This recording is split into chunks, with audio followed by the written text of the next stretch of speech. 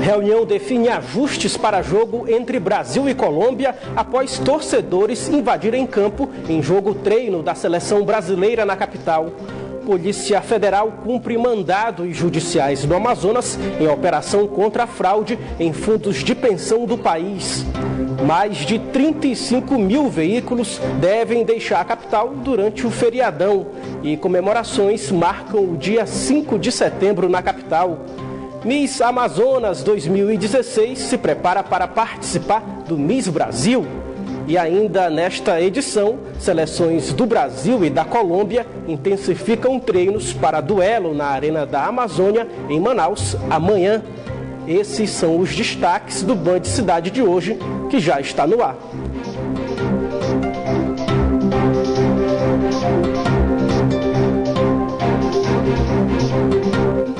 Olá, boa noite. Uma reunião realizada esta manhã no Centro Integrado de Comando e Controle discutiu os ajustes para o jogo entre Brasil e Colômbia, válido pelas eliminatórias da Copa do Mundo de 2018, que será realizado amanhã na capital. A discussão foi depois da invasão do campo no treino-jogo da seleção brasileira no último sábado.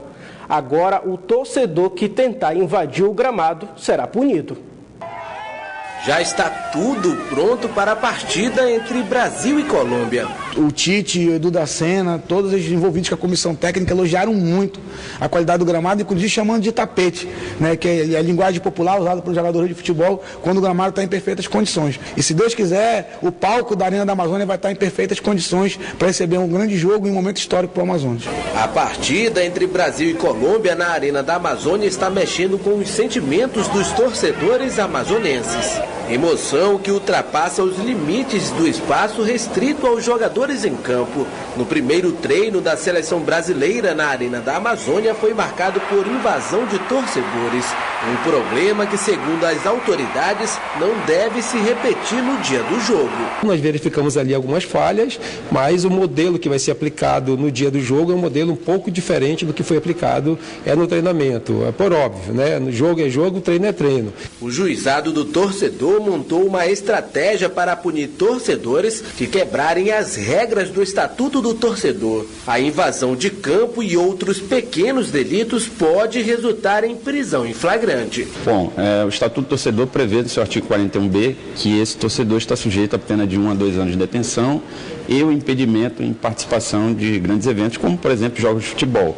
Aquele que ousar, né, fazer alguma coisa fora do legal, vai sair de lá já com sua sanção, né, definida. O Amazonas também é alvo de uma operação da Polícia Federal contra fraudes em fundos de pensão do país. O repórter Orestes Litaif traz as informações. A operação investiga desvio de verbas nos 4 maiores fundos de pensão do Brasil. Os alvos da operação são Funcef, Petros, Prev e Postales. Aqui no Amazonas, os policiais federais cumpriram apenas 2 mandados de busca e apreensão. A ação tem como base os casos revelados a partir de exames de causas dos déficits bilionários apresentados pelos fundos de pensão do país. Entre os 10 casos analisados pela polícia, 8 são relacionados a investimentos realizados de forma fraudulenta pelos fundos de pensão por meio dos chamados FIPs, Fundos de Investimentos em Participação. A Justiça determinou o sequestro de bens e o bloqueio de contas bancárias ativas de pelo menos 103 pessoas físicas e jurídicas. A Polícia Federal não revelou o valor do prejuízo causado por essas fraudes. Orestes Litaif para o Band Cidade. Mais de 35 mil pessoas devem deixar a capital nos feriados da Semana da Pátria. E apesar do fluxo intenso previsto para o feriadão, nesta segunda-feira, o movimento é considerado normal. A agência reguladora dos serviços públicos concedidos do Amazonas estima que cerca de 15 mil pessoas utilizem a rodoviária na capital para viajar a municípios da região metropolitana durante os feriados da Semana da Pátria. As empresas de transportes disponibilizaram aproximadamente 24 ônibus extras para municípios da região metropolitana. Isso porque, até amanhã de ontem, mais de 520 veículos, incluindo vans e táxis, foram abordados no terminal rodoviário. Segundo o Batalhão de Trânsito da Polícia Militar, por dia, a estimativa é que 7 mil carros passem pela barreira de fiscalização. Ao todo, mais de 35 mil veículos deixarão a capital durante o feriadão. O Corpo de Bombeiros encontrou o corpo de um jovem desaparecido desde o fim da manhã de hoje, após uma canoa ter virado nas proximidades do flutuante do Leão, no lago do Puraquequara, na zona leste de Manaus. Ele foi identificado como Igor Pereira dos Santos, de 23 anos. De acordo com as informações dos bombeiros, outras 5 pessoas estavam na embarcação quando o acidente aconteceu. O grupo participava de um passeio da igreja num sítio da região. No dia da independência do Amazonas, amanhã foi de homenagens a Tenreiro Aranha, o primeiro governador da província do estado.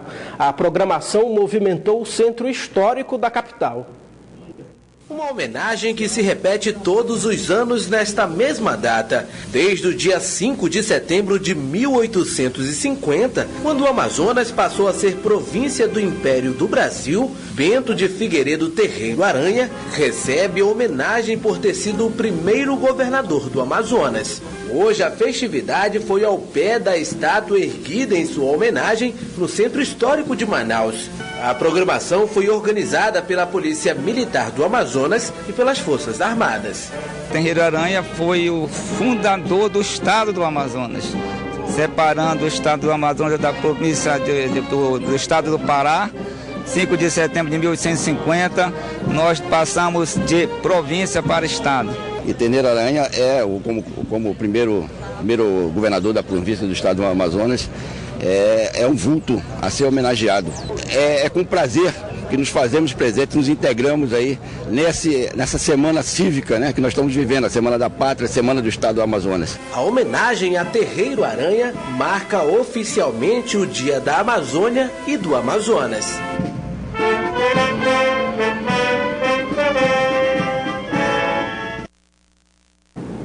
Agora, olha só, a robótica vem causando grande impacto na nossa sociedade por trazer inovações em diversos setores. E há algum tempo, os protótipos são usados para facilitar o conhecimento nas universidades. Não é de hoje que o processo de ensino-aprendizagem ganha ferramentas inovadoras e tecnológicas. Em centros universitários e universidades do Amazonas, isso já é uma realidade. No Centro de Estudos de Saúde da UEA, um laboratório de reanimação ganha robôs que simulam reações humanas. O protótipo possui estrutura semelhante à de um homem. Respira, chora e até fala. O realismo dos robôs é tanto que fica fácil colocar em prática o que se aprendeu em sala de aula. Você simular uma situação real no manequim é extremamente gratificante e é benéfico para o paciente, uma vez que você não está colocando em risco a vida daquele paciente que já está um tanto debilitado. Eu já preparo ele para o que ele vai encontrar lá no hospital antes, né? Então ele chega, ele sabe, o paciente está parando, então aí ele sabe o que fazer, porque ele já vivenciou essa situação antecipadamente. A tecnologia literalmente invadiu os laboratórios e salas de aula. Com isso, as formas de ensinar e aprender tornam-se diferentes. Os estudantes aprendem a equilibrar o emocional e agir na hora certa. E se o robô passa mal, é hora de agir. E que tal aprender anatomia em um corpo vivo? Nesse centro universitário, as aulas sobre o corpo humano ganham ferramentas tecnológicas que vão além dos protótipos. Mais especificamente, nós não utilizamos cadáveres porque não há uma necessidade. Vocês vão ver que o cadáver ele gera uma limitação, né? Nós temos alunos que têm alergias a formol, existem determinados cuidados específicos na manutenção do cadáver, aspectos inclusive legais para ter um cadáver.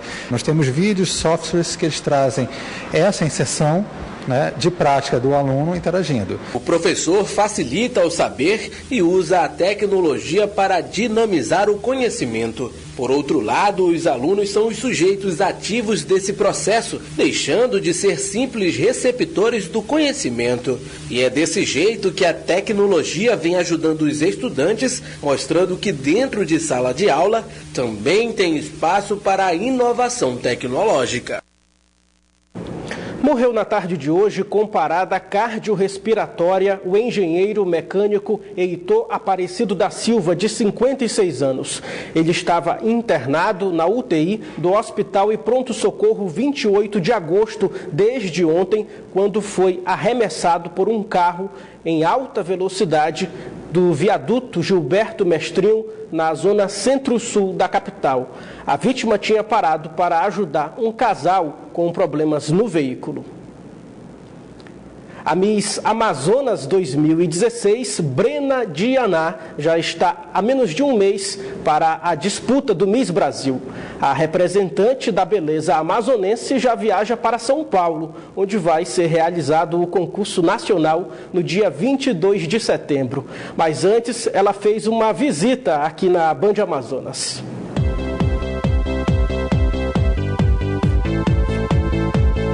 A Band é a emissora oficial do concurso Miss Brasil.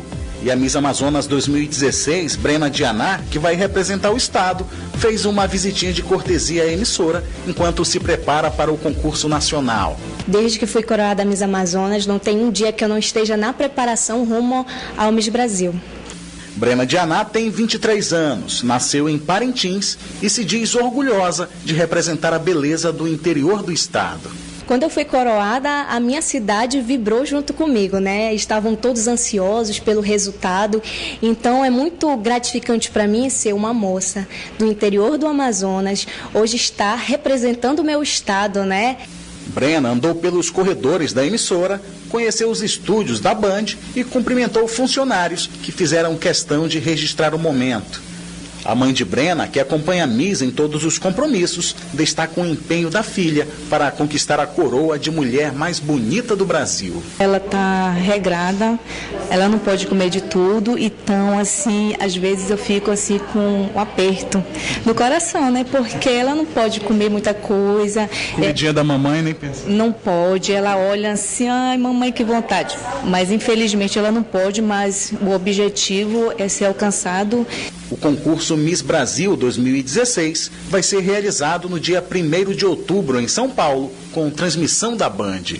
Miss Brasil Bi-Emotion acontece no dia 1º e a nossa Miss Amazonas cumpre essa agenda agora dessas visitas oficiais. Então, agradeço muito a diretoria da Band que nos recebeu, está dando esse apoio total, o marketing, o jornalismo e o principal é convidar o público que está nos assistindo a torcer, porque Brena Dianá está indo realmente focada para trazer essa coroa. Dia 22 a gente já está embarcando para São Paulo, para a gente cumprir a agenda das misses.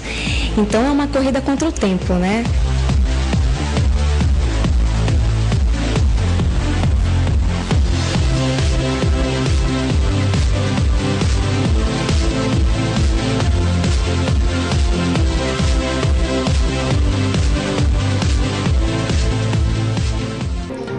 Aproximadamente 7 mil estudantes da capital foram inscritos para participar do desfile cívico escolar neste dia 5 de setembro. O repórter Neto Cavalcante tem os detalhes.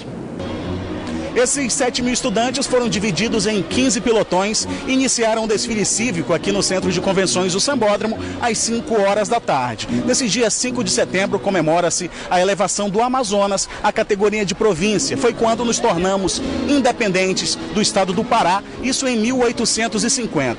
O desfile conta com os estudantes da rede pública de ensino, rede municipal, rede estadual e também a rede particular, além de escoteiros, membros da igreja, missionários torcedores e está sendo acompanhado de perto pelo governador em exercício do Amazonas, desembargador Flávio Pascarelli, e pelo secretário de Educação do Estado, Algemiro Ferreira. Além disso, milhares de pessoas também vieram para assistir esse desfile, são familiares que lotam as arquibancadas aqui do Sambódromo. Vamos acompanhar então um pouco desse desfile cívico dos alunos do Estado do Amazonas.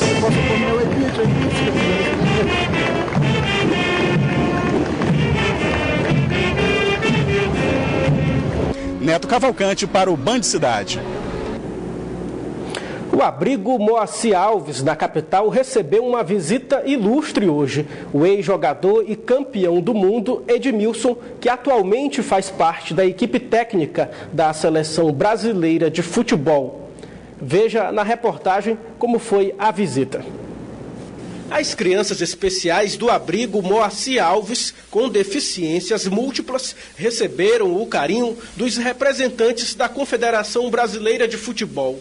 Aqui a presença ilustre do ex-jogador da Seleção Brasileira Edmilson. Na ocasião, o ex-zagueiro e tetracampeão, que atualmente faz parte da equipe técnica da Seleção Brasileira de Futebol, entregou à direção do abrigo uma blusa autografada por todos os jogadores do time principal do Brasil. A camisa será leiloada para a arrecadação de recursos para a entidade. Nós pretendemos fazer um evento a nível nacional. Nós vamos leiloar, primeiro vamos lançar na mídia, para que a gente possa arrecadar fundos para alguns projetos que nós temos aqui a desenvolver ainda. Também foram entregues bolas autografadas e doados 20 ingressos para o jogo da seleção amanhã. O ex-jogador Edmilson ressaltou a importância da visita proporcionada pelo projeto social da CBF, que ele é embaixador. Essa é a nossa segunda ação assim, em atividades junto com a seleção brasileira. A seleção vem jogar e a gente está já 2 dias fazendo trabalho com educadores aqui do Amazonas. E agora visitar um espaço desse aqui até me arrepia, até porque eu tenho um trabalho social há 10 anos na minha cidade, no interior de São Paulo. E a gente fica até emocionado porque a gente sabe o quão gratificante é poder apoiar projetos que realmente trabalham com amor, né? Como você viu no início do Band Cidade, a invasão do campo por torcedores para chegarem perto dos jogadores do time principal do Brasil fez as autoridades em segurança reverem o plano de atuação. No último sábado, 15 mil torcedores tiveram o privilégio de ver os jogadores em treino aberto da seleção brasileira realizado na Arena da Amazônia. Poder ver a seleção brasileira de perto antes da partida contra a Colômbia foi uma explosão de alegria para a torcida de Manaus. Mas até conseguir entrar na Arena da Amazônia, muita fila. Nós estamos aqui desde 1h30 e vai valer a pena. Os portões só foram abertos 15 minutos antes de começar o treino e os torcedores ficaram na bronca. Tá no convite lá, 3h30, abrir o portão para a turma assentar, ficar todo mundo acomodado. É uma falta de respeito, 3h30, a turma traz filho, traz criança não entende isso. Quando o público começou a ocupar as cadeiras no estádio, os jogadores da seleção já estavam em campo, mas faltava um. Neymar foi o último atleta a entrar no gramado da Arena da Amazônia e foi ovacionado pela torcida. O primeiro treino do técnico Tite em território brasileiro foi bastante movimentado e com um foco bem definido. Primeiro, treinar triangulações para trabalhar o toque de bola. Em seguida, treino de finalizações. E quando tudo parecia tranquilo, torcedores no gramado, uma porção deles, e vinham de todos os lados. Neymar chegou a ser derrubado. Paulinho, que foi o primeiro a ser abordado por um torcedor em campo, diz que entende o carinho, mas que é preciso ter calma. Acho que é o carinho, né, que existe da parte do torcedor para nós jogadores. Então, só pedir para que tivesse um pouquinho de calma ali para não acontecer nada. Após o incidente, o treinamento foi retomado e o público voltou a fazer a festa das arquibancadas. Se o apoio da torcida puder ajudar uma equipe a ganhar uma partida, então a seleção brasileira pode ficar tranquila que os 15 mil torcedores que vieram aqui na Arena da Amazônia acompanhar um treino deram uma demonstração de que no dia do jogo vai ter bastante energia positiva por aqui.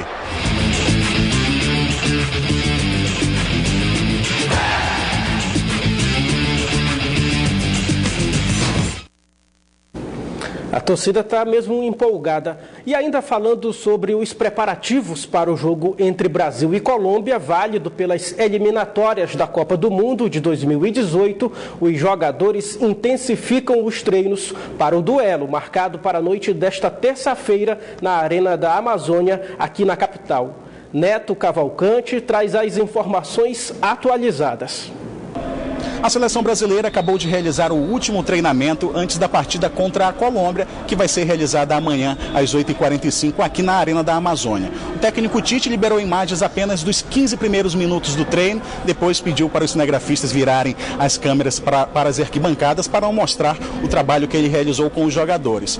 Tanto mistério, mas deu aí para ter uma ideia de qual vai ser o time que vai iniciar jogando contra a Colômbia. Deve ser os mesmos jogadores que iniciaram o jogo contra o Equador lá em Quito.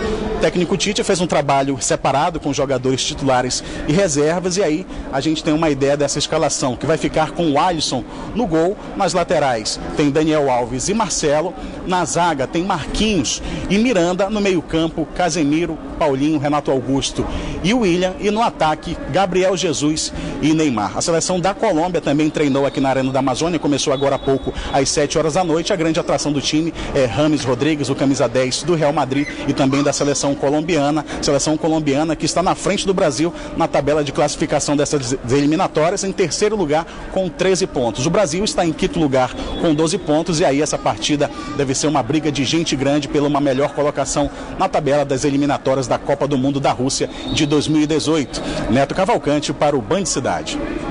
Obrigado, Neto. O Band Cidade fica por aqui, mas continua na internet, onde você pode acompanhar outras notícias nas redes sociais, Facebook e Twitter da Band Amazonas. E para rever nossas reportagens, acesse youtube.com/bandamazonas no link vídeos. Logo após a propaganda eleitoral, você acompanha o Jornal da Band. Uma boa noite para você.